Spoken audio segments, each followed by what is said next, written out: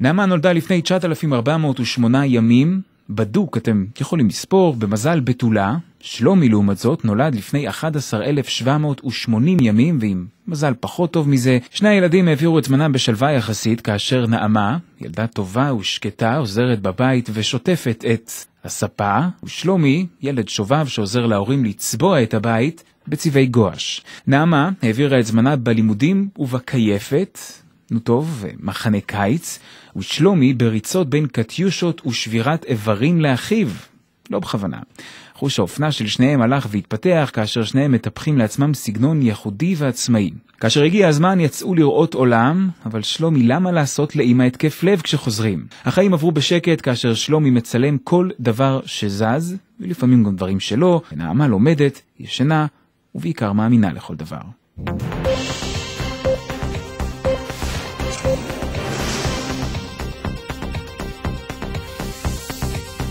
אנחנו מפסיקים את הסרט בעקבות ידיעה שהגיע זה עתה פקקי תנועה גדולים בשעה זו בדרך איילון בעקבות אירוע שמתרחש באזור בנייני עזריאלי.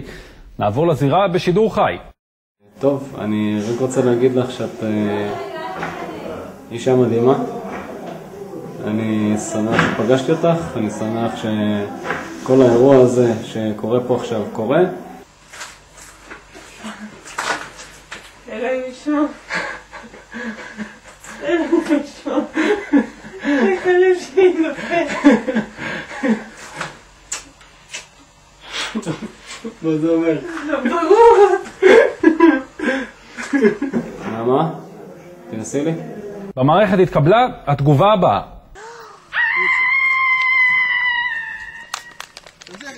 עד כאן לשעה זו, נעדכן אתכם בפרטים נוספים כאשר יגיעו.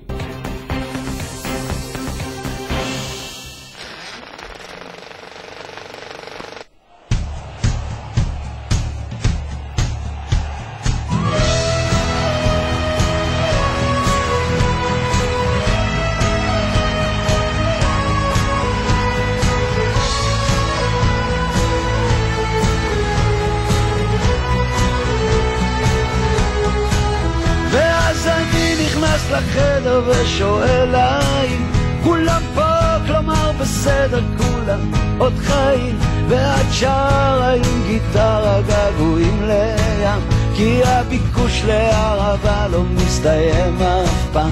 אני לא אספר הכל, רק החשקתי בך, וכשהמלחמה פרצה נעמה, תנסי לי. נעמה, תנסי לי. תנסי לי נעמה. והדווקא נבנה בכוח את עצמה, והשדר צרח כפן חזר לעיר, וכל נובמבר כשהיה לנו עצוב וקר, מצמדנו זה לזה ושוב מצמדנו לחיים. ואז אני נכנס לחדר בראשך פרחים, הטלוויזיה כבר עובדת על האנשים, אז בואי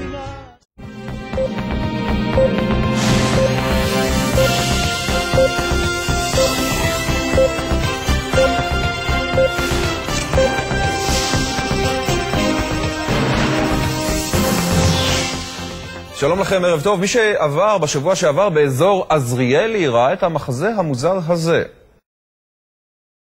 טוב, אני רק רוצה להגיד לך שאת אישה מדהימה.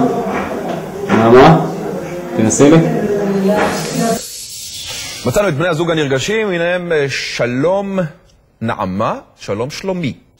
שלום שלום.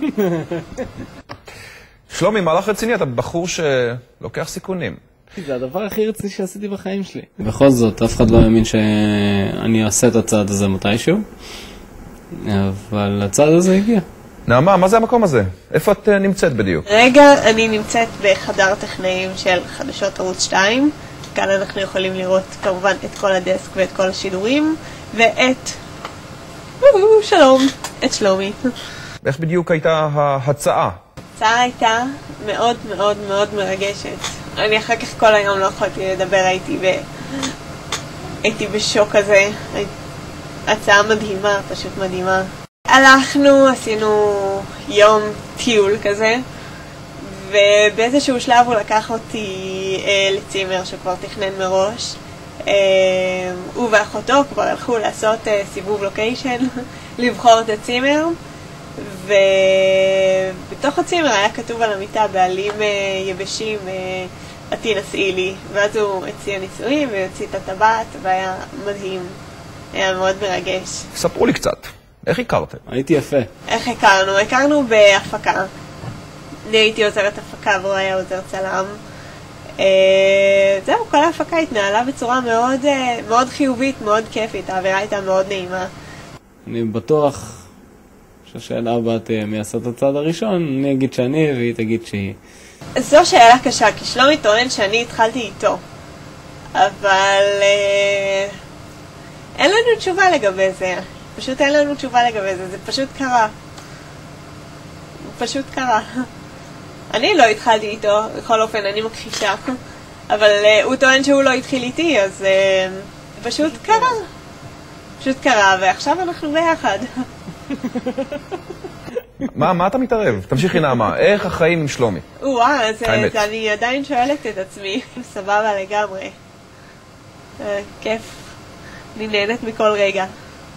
נעמה, שלומי, הרבה מזל טוב מכולנו כאן בחברת החדשות, גם אנשי CNN ו-BBC, רק טוב, אושר ואושר, ויאללה ילדים, להתראות.